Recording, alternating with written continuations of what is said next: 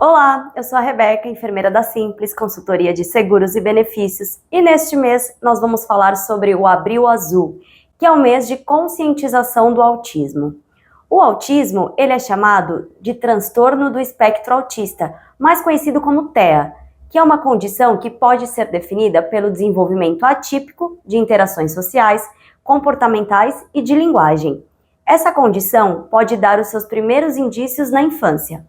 No passado, essa condição era associada a outras deficiências neurológicas, como, por exemplo, a esquizofrenia. Muitos acreditavam que ela também poderia estar ligada a traumas ou a má criação por parte dos responsáveis. No entanto, essa crença limitante já foi desmentida há muito tempo. O Abril Azul tem alguns símbolos, como por exemplo o quebra-cabeça, que antigamente as crianças com TEA eram consideradas diferentes e sem encaixe na sociedade. Hoje o símbolo usado do quebra-cabeças é completo, representando a complexidade e as dificuldades de interação social. O padrão do quebra-cabeça, com suas diferentes formas e cores, é o simbolismo onde cada um possui características únicas dentro do espectro e como estas se apresentam em diversos graus.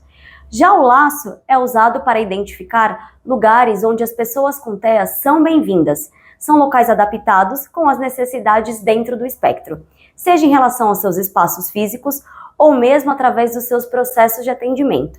O brilho da fita representa que podem ter uma vida na sociedade, interagindo e atuando dentro de suas capacidades, de acordo com seu desenvolvimento. Já as cores do arco-íris é o símbolo usado para enaltecer a diversidade e a esperança de aceitação da neurodiversidade. O degradê é a sutileza, tornando cada pessoa única em uma maneira de ser, onde as fortalezas e as fraquezas devem obter os tratamentos adequados.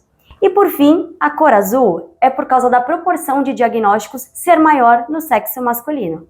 E quais são os sinais precoces do autismo? De maneira geral, os sintomas do autismo estão ligados à dificuldade de comunicação e socialização, mas também podem estar relacionados a comportamentos incomuns, como fixação em objetos rodando, movimentos repetitivos e entre outros. Confira a seguir quais são as principais.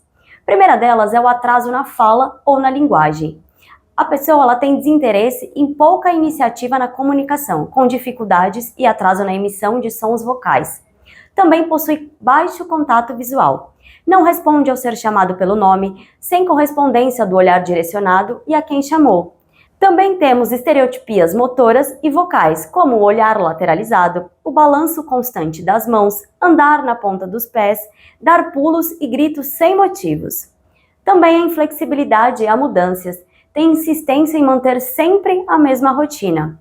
Alterações na alimentação, como uma seletividade maior para se alimentar, exemplo, comer sempre os mesmos alimentos, utilizar rituais como os mesmos talheres, cortar sempre da mesma forma e tamanho, sentar-se sempre no mesmo local. Também temos uso inapropriado dos objetos. Coleciona objetos estranhos, não utiliza de forma funcional, foca somente em um interesse da parte do objeto, brinca sem nenhuma funcionalidade, alinhamento e agrupamento de brinquedos, também a falta de simbolismo e funcionalidade nas atividades. Possui dificuldade na interação social, tem dificuldade em se relacionar com outras pessoas, tem baixa emotividade, falta de demonstração ou resposta ao carinho, tem dificuldade de demonstrar desejo sobre algo e também algumas alterações sensoriais, sensibilidade a sons, luzes e aversões a diferentes texturas. Também não gosta de ser tocado. Independente de quando o transtorno é descoberto, pessoas com TEA precisam de acolhimento, avaliação e intervenção adequada de especialistas. Dessa forma, a procura por um neuropediatra deve ocorrer quando esses atrasos aparecem de forma significativa.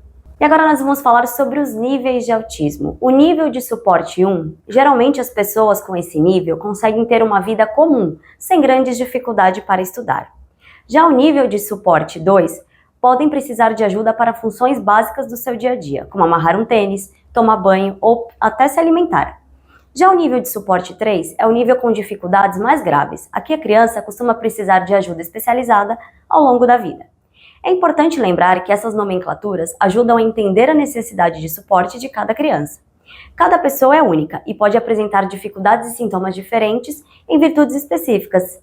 E agora vamos falar sobre os tipos de autismo. O autismo clássico. O grau de comprometimento pode variar muito. De maneira geral, os indivíduos são específicos para si mesmo, não estabelecem contato visual com as pessoas e nem com o ambiente. Podem falar, mas não usam a fala como ferramenta de comunicação. Embora possam entender enunciados simples, têm dificuldade de compreensão e aprendem apenas o sentido exato das palavras, não compreendendo o duplo sentido ou as comparações. Nas formas mais graves, não demonstra qualquer contato interpessoal.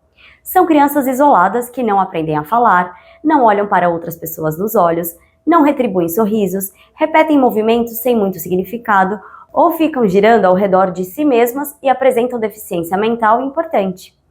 Já o autismo de alto desempenho, também chamado de síndrome de Asperger, os portadores apresentam as mesmas dificuldades dos outros autistas, mas numa medida bem reduzida. São falantes inteligentes, chegando a ser confundidos com gênios, porque são invencíveis na área do conhecimento em que se especializam.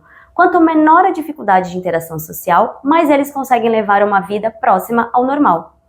Já o distúrbio global do desenvolvimento sem outra concepção, que é um dos tipos do autismo, os indivíduos são considerados dentro do espectro do autismo com dificuldade de comunicação e de interação social, mas os sintomas não são suficientes para incluí-los em nenhuma das categorias específicas do transtorno, o que torna o diagnóstico muito mais difícil. Como é feito o diagnóstico do autismo? Você já teve a impressão de que nunca se teve tantos casos de autismo como antes? De fato, o número de pessoas diagnosticadas com TEA tem aumentado nos últimos anos. Esse aumento da prevalência está associado a uma maior conscientização sobre o tema. Há um conhecimento maior em relação ao autismo e os pediatras e neuropediatras estão estudando mais sobre o assunto e conseguindo fazer uma identificação cada vez mais precoce em sinais sutis. O diagnóstico do espectro autista é exclusivamente clínico e deve ser feito por um médico.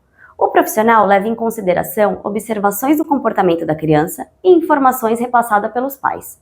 Alguns exames estão começando a ser adotados para completar o diagnóstico médico, como é o caso do eletroencefalograma. Esse exame consiste em um método de monitoramento eletrofisiológico utilizado para registrar a atividade elétrica do cérebro. Nele são analisadas as atividades de bilhões de neurônios. Já o tratamento, as medidas adotadas devem respeitar a individualidade de cada pessoa.